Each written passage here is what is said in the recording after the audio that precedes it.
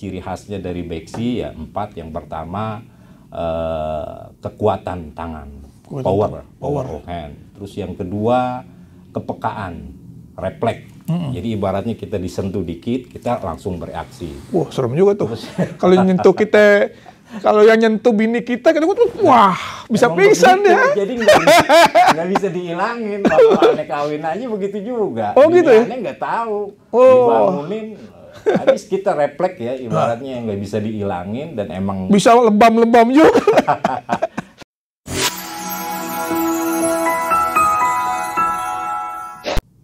Assalamualaikum warahmatullahi wabarakatuh. Waalaikumsalam warahmatullahi wabarakatuh.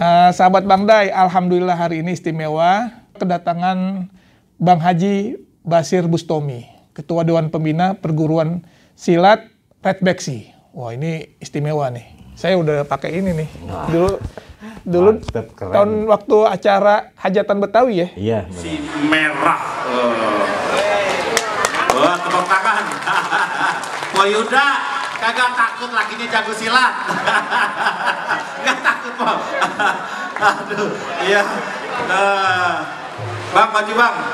Ini babe-babe kita jawara-jawara yang sebagai di atas 60 tanda semua, itunya, bahkan penghargaannya sudah 85 tahun.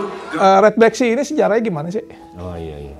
Nih, mohon maaf nih. Oh iya, buka dulu ya. kita buka ya. Biar kagak ngap. Iya, benar. Ya begini, jadi sejarah Red Beksi itu salah satu aliran dari hampir di Tanah Betawi ada 316 jenis aliran bela diri main pukul Betawi. Nah, Beksi ini dia lahir dan berkembang di daerah Tanah Dadap. Dia perbatasan antara Jakarta Barat dan Tangerang. Nah, di situ awalnya diperkenalkan oleh Li Cheng Ok bin Li Ahjin bin Li Ahjam. Li Cheng Ok tapi Islam ya? Nah, dia keturunan Tionghoa, udah ratusan tahun hidup di Tanah Dadap, dan dia memang Muslim. Oh, tapi namanya tetap Li Cheng Ok. Dia salah satu awal yang memperkembangkan ini ilmu silat beksi, dan konon ceritanya dia pernah juga berguru dengan Ki Jidan, orang asli dari Dadap. Tapi dia disebut bukan beksi, masih sambut pukul. Nah, itu periode yang pertama. Terus yang kedua, periode kedua turun kepada muridnya, salah satunya Ki Marhali bin Sainan. Ki Marhali bin Sainan. Ki Marhali bin Sainan, salah satu tetangganya yang ada di Dadap. Dia belajar, kalau diceritain awalnya ntar panjang lagi nih. Dikarenakan apa-apa, jadi kita tahu. Orang tuanya dulu pernah dikalahkan sama anaknya Li Cheng Ok di Tongsan. Dalam arti, dalam perebutan irigasi, bakal ngairin sawah. Nah, konsekuensinya dia bisa ditaklukkan, dan orang dulu biasanya kalau dia kalah, jiwa besarnya dia kudu belajar sama mainan yang pernah ngalahin. Karena babenya Ki Marhali dia udah tua, maka Ki Marhali yang menggantikan babenya. Nah, ini diajarin langsung ke Li Cheng Ok. Nah, periode ketiga Haji Gojali. Dia salah satu murid dari Ki Marhali dari sekian murid yang ada. Jadi bukan Haji Gojali aja, ada murid-muridnya lain. Tapi nasab dari Red Beksi, Haji Gojali adalah anak petukangan asli yang pernah dia main rebana biang dan disambat di daerah Dadap. Nah, nggak taunya dia datang ke sono, kok ada orang latihan main pukul nih, yang berbeda sama mainan dari orang petukangan. Akhirnya dia penasaran, dia coba ini Ki Marhali. Dia coba, berarti kan dia punya modal nih, Haji Gojali. Akhirnya dia coba, singkat cerita dia bisa taklukin. Akhirnya seperti yang kayak tadi, dengan jiwa besarnya akhirnya dia belajar sambil dia jual itu kudanya, delmannya, bakal biaya untuk belajar beksi doang. Dia dari petukangan, dia ngomong sama babanya, dijual dah tuh delman sama kudanya, bakal dia derep dalam arti belajar langsung ke Ki Marhali di Dadap. Nyampe selesai baru balik ke petukangan.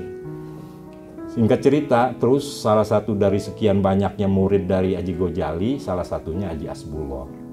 Haji Hasbullah adalah seorang guru besar, asli Petukangan juga, yang pernah main juga, main film Darah Muda, sama Haji Roma Irama di tahun 70-an lah, 77 kalau nggak salah.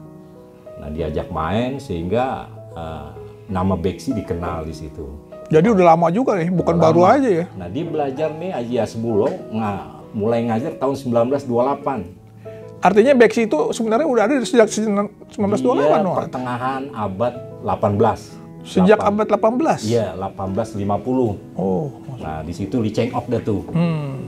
Nah, dia ngajar. Nah, Haji Hasbullah punya banyak murid juga. Nah, diantaranya alhamdulillah saya adalah murid terakhir yang belajar sama Haji Hasbullah. Oh. Jadi saya belajar dari tahun 84. Tahun 84 masih SMA dulu lah. Saya belajar langsung ke Petukangan. Sebelum belajar Beksi, udah ada belajar yang lain dulu? Aneh nggak pernah. Aneh nggak pernah belajar yang lain. Jadi cuma satu-satunya aneh belajar main pukul ya Beksi. Oh gitu. Ya. Jadi murni ya? Murni. Ada yang bilang menyangka aneh belajar banyak macam aliran. Aneh bilang, atu aja belum kelar, belum rapi, bagaimana aneh mau belajar yang lain. Iya. Walaupun ya udah jalan 36 tahun nih. Cuman aneh apa sih kira-kira yang menjadi daya tarik, apa keistimewaan Beksi menurut Bang Haji Bashir nih dibandingkan banyak tuh aliran-aliran? Oh iya. Jadi Beksi ini, jadi mayoritas main pukul Betawi ya, hampir 85% itu main di tangan. Jadi main pukul Betawi main di tangan menandakan segala jenis aliran main pukul Betawi itu mainnya jarak dekat. Jarak dekat? Jarak rapet, semakin dekat semakin bagus. Lain halnya kalau misalnya kayak taekwondo. Taekwondo jaga jarak karena dia main di kaki. Semakin rapet, kakinya kagak bisa jalan, kagak bisa nendang. Oh, nah, gitu. Betawi beda. Di tangan dia? Di tangan. Jadi ciri khasnya dari Beksi ya 4. Yang pertama kekuatan tangan, power of hand. Terus yang kedua kepekaan, refleks. Jadi ibaratnya kita disentuh dikit, kita langsung bereaksi. Wah, serem juga tuh.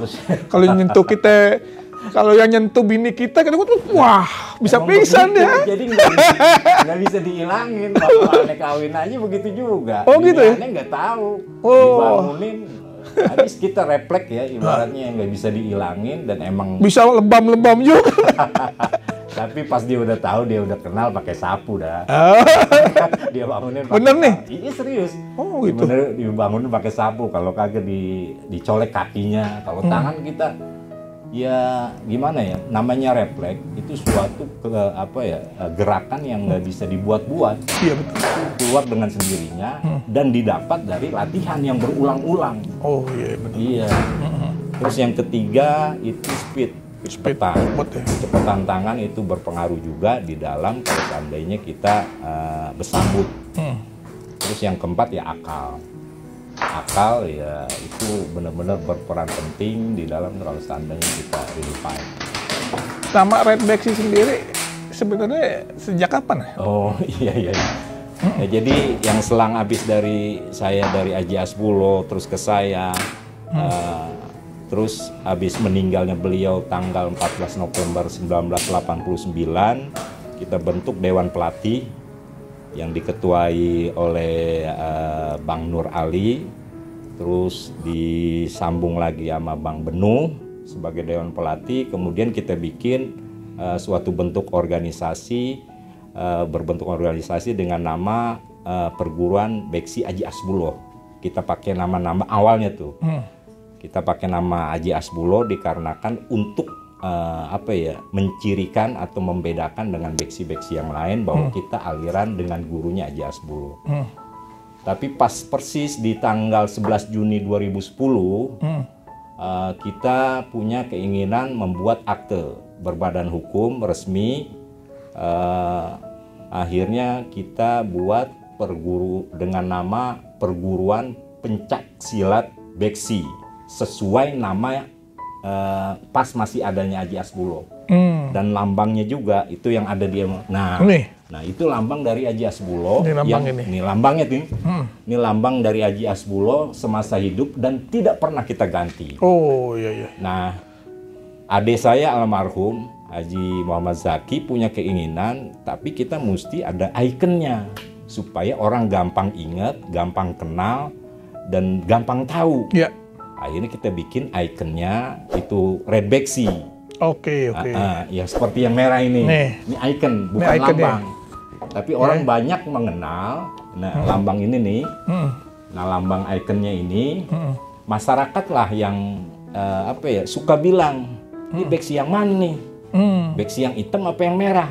Emang ada? Nah, kalau dulu awalnya kita pangsi kita hitam. Oke. Nah, kita ibarat handphone, kita ganti casing doang. Oke. Kita ganti casing, terus gerakan, jurus-jurus kita kagak rubah. Cuman kita pengen ngedobrak aja bahwa pangsi bukan warna hitam doang. Dan aneh lihat bahwa Betawi ini identik dengan merah sebenarnya. Oh gitu? Iya. Akhirnya kita ngeberaniin diri pakai pangsi warna merah. Karena kita sering tampil di mana-mana, akhirnya masyarakat lah yang ini, yang ngebilangin beksi merah ya. Akhirnya orang lebih kenal red beksi, kalau kagak beksi merah. Jadi masyarakat bukan kita. Ya karena kita sering pakai merah dan di saat itu kita doang yang pakai merah, jadi gampang orang kenalin ya. Jadi red beksi ya. Sekarang jadi ciri khas tuh. Ya, jadi ciri khas. Dan banyak juga akhirnya banyak perguruan-perguruan lain juga berani coba dengan warna-warna lain dan merah juga. Dan itu lahirnya red beksi tanggal 11 Juni 2010. Hari Jumat jam 2. Aneh inget benar itu. Habis sholat Jumat tuh ya? Habis sholat Jumat, alhamdulillah. Di mana tuh di itunya? Itu di daerah kota. Di kota ya? Iya, di notarisnya di daerah kota, Jalan Pangeran Jayakarta. Sekarang anggota Red Beksi udah kesebar di mana aja, Bang? Alhamdulillah udah kesebar kemana-mana dan kira-kira hampir 30 kolat. Kolat itu koordinator latihan, tempat latihan. Ya masih di wilayah Jabotabek sih. Ya alhamdulillah tujuannya ya mudah-mudahan aja kita bisa melestarikan seni budaya terutama main pukul Betawi ini. Jadi Red Beksi ini kan dengan apa masuk ke IPSI apa enggak? Dulu pernah masuk di IPSI tahun 85. Masuk di IPSI waktu ketua IPSI-nya Bang Edi Nalapraya. Dan dikukuhkan di lapangan Kostrad Petukangan. Dan di dalam perkembangan akhirnya kita masuk di dalam aliran silat tradisional. Oke. Jadi silat tradisional sebenarnya lebih banyak dibandingkan anggota IPSI yang ada di tanah Betawi gitu. Yang sepanjang Bang Haji Basir tahu sebenarnya ada berapa aliran sih sebenarnya kalau silat ini? Silat Betawi itu? Ya. Yang aneh tahu itu hampir 316 jenis aliran. 316 jenis aliran, dan dia tanah Betawi adalah yang paling banyak yang punya aliran main pukul di Indonesia. Jadi tiap kampung ada main pukulnya dia. Kampung lain ada main pukulnya. Ciri-cirinya beda-beda ya? Ya, ciri-cirinya yang saya bilang pada umumnya dia main di tangan. Oke. Iya main di tangan, cuman kembangannya aja yang beda. Cuman orang orientasinya, namanya di tanah Betawi dia satu pongkol, enggak.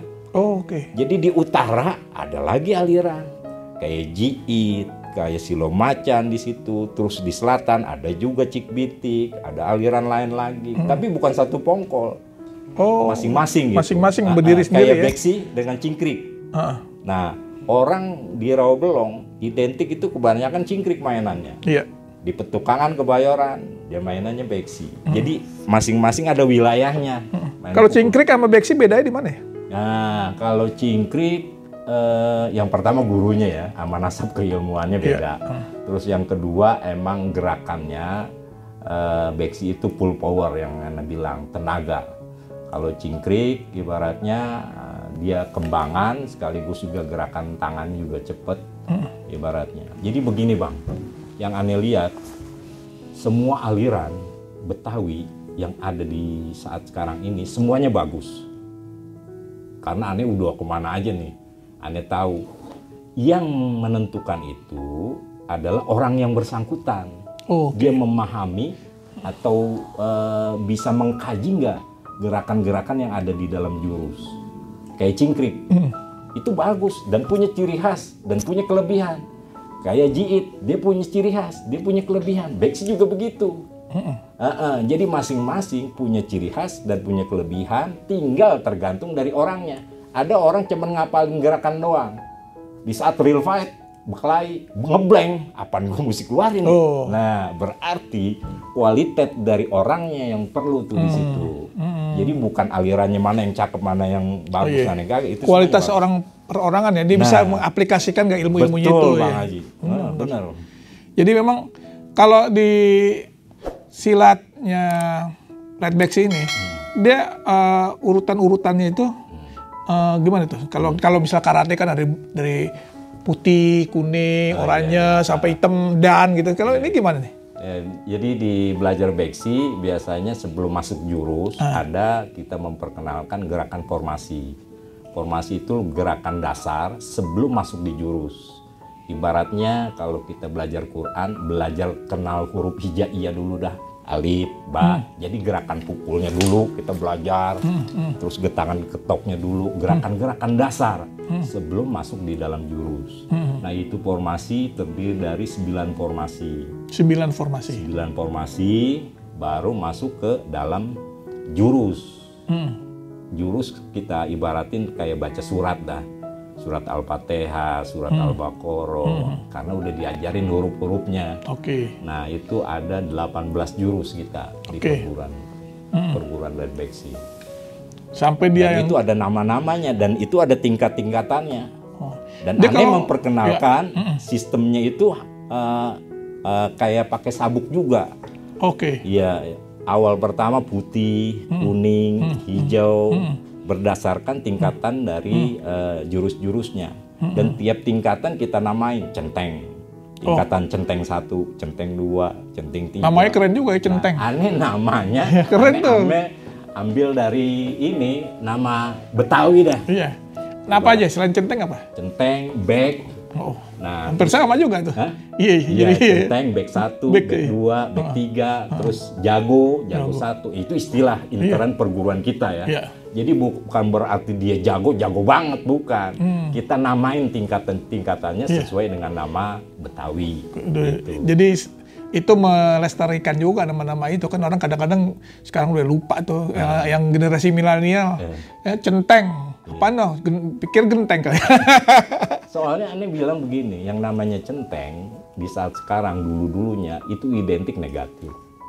Tapi centeng, tukang jaga. Nah, iya, centeng di saat sekarang aneh pakai untuk memperkenalkan nama supaya dia menjaga budayanya. Budayanya, seni budayanya, main pukulnya. Terus yang terakhir itu jawara. Nah, jawara juga identik dulu ibaratnya negatif. Ya alhamdulillah kalau jawara itu dia membela agamanya, melindungi ulama. Ya maksudnya sekarang jawara tuh yang paling tinggi tuh dari tingkatan perguruan kita. Paling tinggi jawara. Tapi 1, 2, 3 gitu. Iya, 1, 2, 3 juga. Sampai berapa? Nah, itu tingkatannya centeng 1, 2, 3, bek 1, 2, 3, jago 1, 2, 3, sama jawara 1, 2 baru masuk di dewan pendekar, dewan ini. Oh, di atas jawara ada pendekar. Dewan guru. Dewan guru. Dewan guru maksudnya. Oh, itu orang kalau udah kesampai itu harus belajar berapa tahun itu? Itu 25 tahun pengabdian masuk di dewan guru. 25 tahun 25 tahun. Jadi ibaratnya dia udah dapat jurusnya, dia juga kudu mengabdi. Mengabdi dalam arti mengajar, terus sumbang pikiran. Begitu. Waduh. Dan alhamdulillah dengan masuknya Bang Day nih, Bang Haji di dalam perguruan Red Beksi, yang namanya jawara bukan jago main pukul aja. Ada jawara di bidang pendidikan, ada jawara di ekonomi. Iya, pemikiran-pemikiran yang model kayak begitu, yang aneh bilang itu jawara menurut aneh. Amin. Iya, insya Allah mudah-mudahan apalagi untuk mengangkat harkat marwah kebetawian ya insya Allah dengan jalan apapun juga. Iya, Bang. Kita sangat peduli agar generasi muda Betawi ini bisa dia lebih mengenal budayanya, lebih paham lagi silatnya juga yang lainnya kan begitu. Ini sangat harus selalu dilestarikan. Dan kira-kira harapannya menurut Bang Haji Basir bagaimana nih ke depan dengan Redbacks ini? Nah, berkaitan sama omongannya Bang Day nih, ibaratnya supaya bisa melestarikan ya terutama aneh ngandelin ini generasi mudanya. Ya tidak bisa dipungkiri bahwa generasi muda dari Betawi ini kecenderungannya dia maunya mainan bela diri impor. Kalau bela diri impor gengsinya gede, tinggi. Tapi kagak begitu juga. Dia belum mengenal main pukul asli dari kampungnya sendiri. Jadi dari segi teknik, segi kualitas, segi aplikasinya kagak kalah. Bahkan itu bela diri impor begitu menghormati, menghargai main pukulnya kita. Oh. Iya, orang lain tuh yang beda aliran dengan kita dia menghargai. Buktinya, aneh dikasih beberapa penghargaan dari beberapa bela diri impor yang lain. Main pukul, lain bela dirinya. Ya berarti dia kan orang lain aja menghargai. Apalagi harus kita. Nah, makanya kita kudu numbuhin rasa bangga, rasa cinta sama generasi muda dengan satunya perhatian dari pemerintah nih terutama untuk bisa memfasilitasi ruang gerak atau ibaratnya perhatian sama bela diri tradisional terutama nih. Apakah begitu? Apakah berupa memberi berupa ekstrakurikuler di sekolah-sekolah? Ini sekarang gimana nih? Belum masuk ya? Ya belum masuk. Ibaratnya kita masuk kalau misalnya ada kedekatan aja sama kurlok ya, jadi masuk di kurlok itu ya. Kita maunya supaya di sekolah-sekolah kita diperkenalkan sama main pukul yang asli dari daerah kita sendiri. Harusnya gitu. Supaya orang generasi muda kita tahu, kenal dan cinta. Bagaimana dia mau tahu, dia mau cinta kalau seandainya dia kagak kenal, dia kagak tahu mainannya. Bener-bener. Makanya salah satunya terobosan, tolong pemerintah dan juga instansi yang terkait berikan kesempatan kepada main pukul Betawi, kepada masuk di sekolah-sekolah ataupun diberi ruang gerak, atraksi atau panggung atau festival kah untuk memperkenalkan ini main pukul. Soalnya yang main keluar negeri kan kebanyakan seni tari, bukan seni pukul. Ntar insya Allah saya juga merasa sesuatu ide yang bagus nih. Ya kita coba aja nanti kita sosialisasikan. Amin. Ya untuk kepada pihak pemerintah, khususnya pemerintah DKI, Pemda,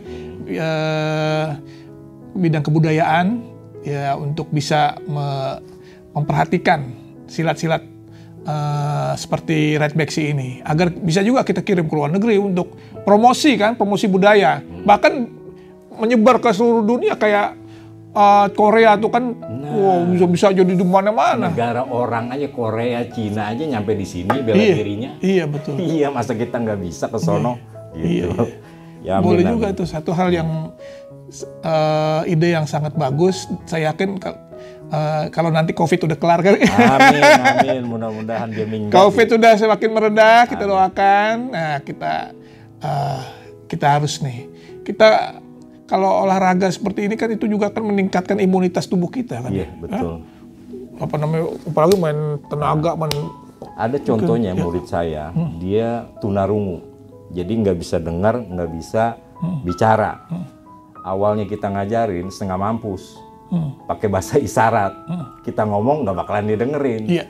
Awal-awalnya memang itu berat. Berat kita ngajarin. Tapi karena dia punya ketekunan, kesungguhan, lama-lama nggak taunya. Biasanya saya ngajarin langsung hilang. Dia punya apalan gitu, gerakan. Nyampe dia frustasi sendiri.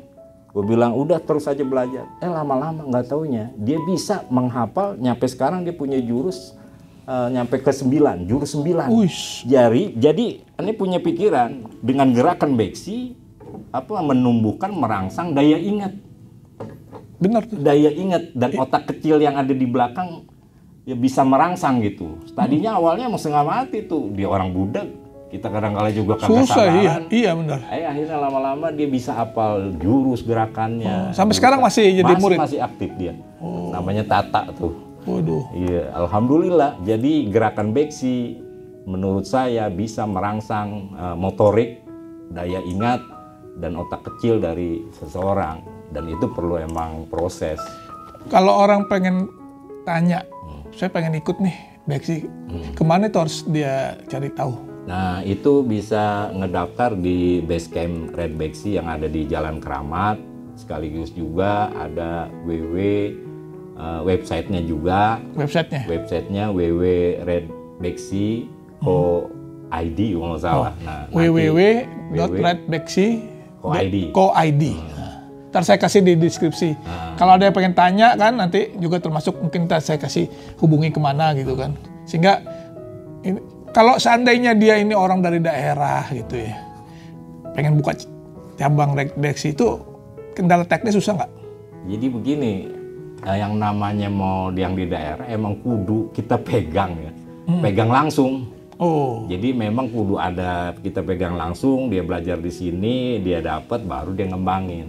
Itu berapa lama mereka harus belajar di sini? Nah itu kita kan udah bikin kurikulum juga, kurikulum dalam pembelajaran. Jadi yang saya bilang tadi formasi 1 katakanlah berapa kali pertemuan, formasi 2 berapa kali pertemuan sampai jurus terakhir. Kalau sekiranya memang dia belajar rutin, rajin, continue, itu seminggu 3 kali, dia insya Allah hampir 3 tahun lah dia bisa selesai kalau rutin. Kadang-kala kan di tengah jalan dikendor. Benar.